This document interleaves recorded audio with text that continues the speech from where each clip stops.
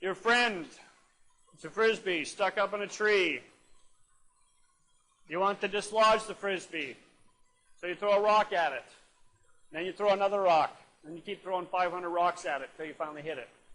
The Frisbee is stuck very tight, so you figure out that you've got to have a rock traveling at least 5.4 meters per second when it hits the Frisbee. Why do you know that? Because you're really anal. That's why you would know that number. Nobody in the world would know that number other than some anal physics professor is going to give you that question. But anyway, who cares? If you release the rock 1.6 meters above the ground, what is the minimum speed you need to throw it at? We can go back to the beginning stuff and solve this problem from the beginning. Or we can use energy, conservation of energy. Energy initial's got to equal energy final. Well, what is my initial state of affairs? Where is the beginning?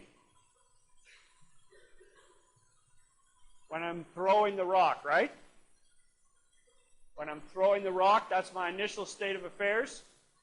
So we've got kinetic initial plus potential initial. Do I have kinetic energy in the beginning?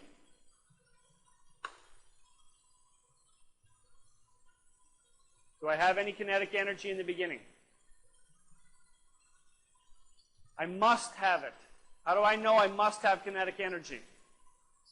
Because I'm throwing the rock. The rock has to have some initial velocity. That's what the question's asking me. What is its initial velocity? So I'm throwing the thing. It's not just sitting in my hand. It's actually being thrown. And what is initial? Do I have any initial potential energy? Yes, because I started 1.6 meters above the ground. So I've got a 1/2 mv initial squared plus mgh initial. What's my final state of affairs? So kinetic final plus potential final. Do I have any kinetic energy at the end? When the rock's up there at the Frisbee, does it have any kinetic energy? Read the problem carefully. How do I know I do? So I know that it had to have a velocity, the 5 point whatever, right? I know that the moment before I hit the Frisbee, I had to have this velocity. Therefore, I know I had some kinetic energy up there, right?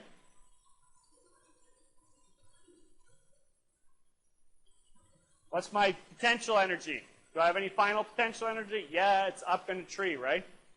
It's up there. Oops, not equal sign. Plus mgh final. But what is my final? This is my final h. My h final is 26 meters. My h initial is 1.6 meters. My v final is 5.4 meters per second. My v initial, question mark. Wow. For the 2 millionth time, m goes away. And now I can solve for my knowns and unknown in there.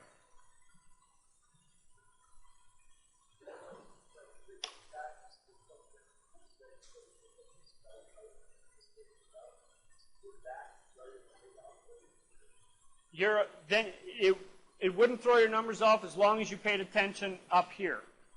So the question is, if I subtract the 26 from the 1.6, then that means that if I'm doing that for my final height, then that means I started at 0, which means that I would have had to have this at 0.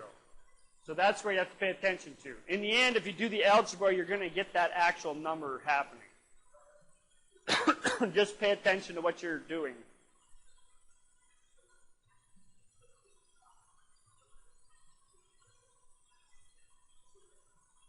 What is 0? The ground is 0.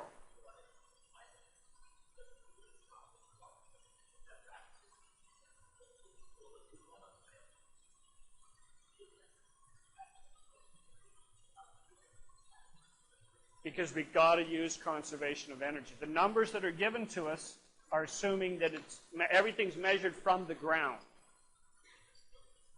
From the ground itself. And if we're going to use conservation of energy, then we have to If we're saying the ground is 0, then we have to work energy from wherever we are. What he suggested is we could subtract 26 minus 1.6 and effectively make the ground where we start throwing. Then we could do what you just suggested.